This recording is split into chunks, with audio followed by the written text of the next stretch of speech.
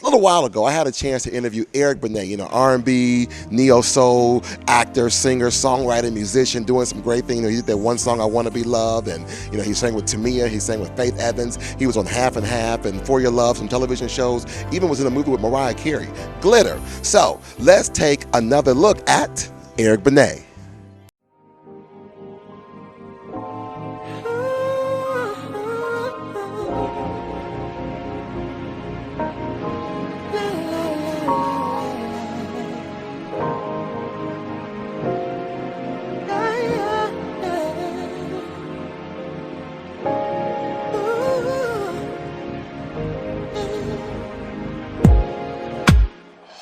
Never knew such a day could come,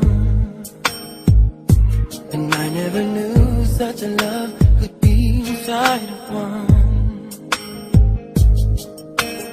I never knew what my life was for, but now that you're here, I know for sure.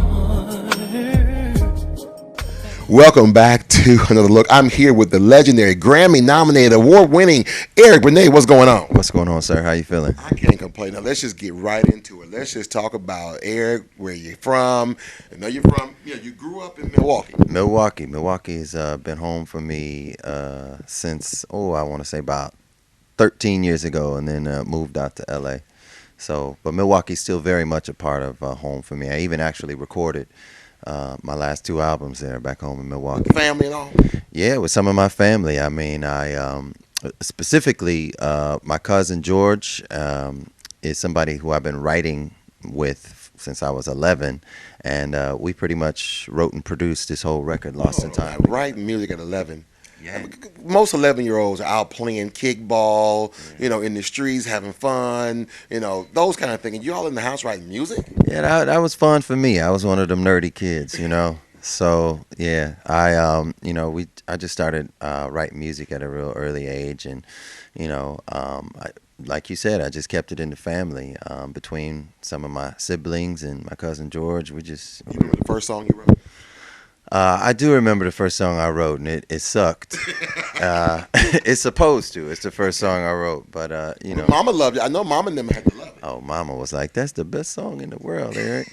But it was one of those little grade school crush songs about some girl who wouldn't call me on the phone. So the name of the song was "The Phone," and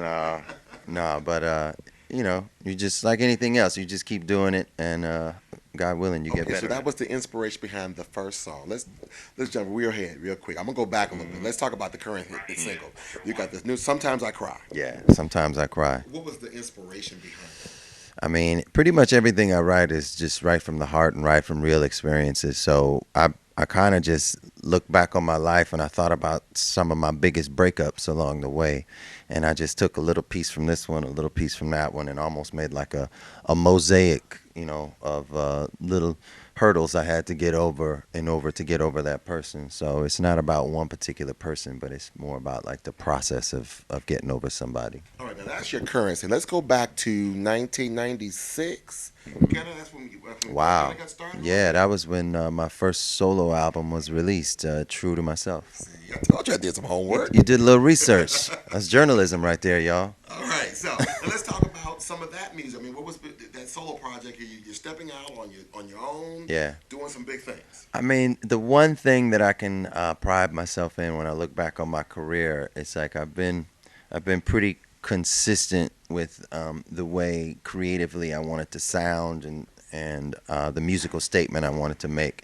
And with that album, the very first one, I even call it True to Myself because, I kind of just wanted to, I wanted all of my albums in some way or another be an homage to music as opposed to, I mean, sometimes projects are more about the marketing or they're more about, I don't know.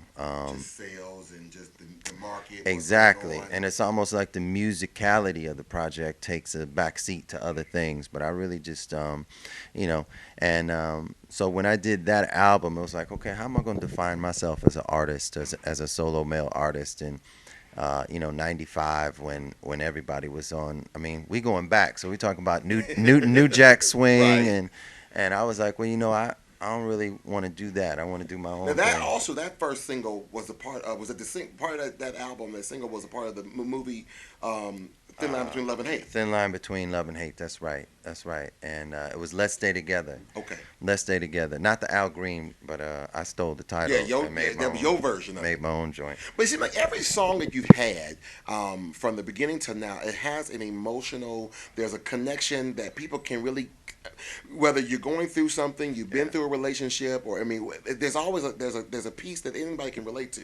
Well, I feel like as an artist, I mean, that's the best way for me to write, to like go within myself and find something that might even be difficult for me to talk about. Okay. But I can put it in the song. yeah, but I can put it in a song, and if I'm really vulnerable and honest when I write that out, then yeah, it's gonna touch some people because, whatever you going through out there, personally, you ain't going through nothing that nobody else hasn't already in their own way have gone through. The details and the names might have changed, but if you are honest about your struggles and how you overcoming something, then it's gonna resonate with people. So that's how I try to All write. right, let's go to LA. I know you're in LA. You're doing big things. You're traveling around the country. What is it like living I don't know. Is it really the high life out there? LA is the thing about LA is it is the life that you choose it to be.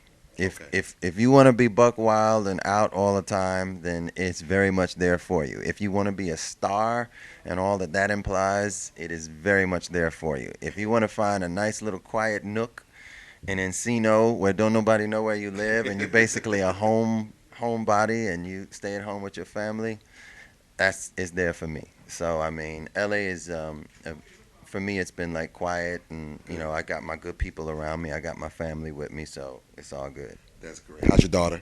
India is awesome. She is her first year in college, and she's singing on my new record, Lost in Time. Hey, what's going on, everybody? This is Eric Benet and my beautiful, beautiful daughter, India. Hi.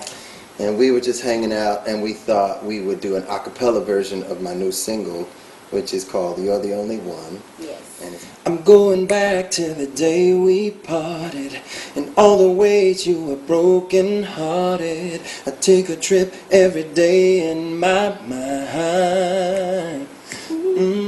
I see your face, I recall every word. It's playing back like a broken record.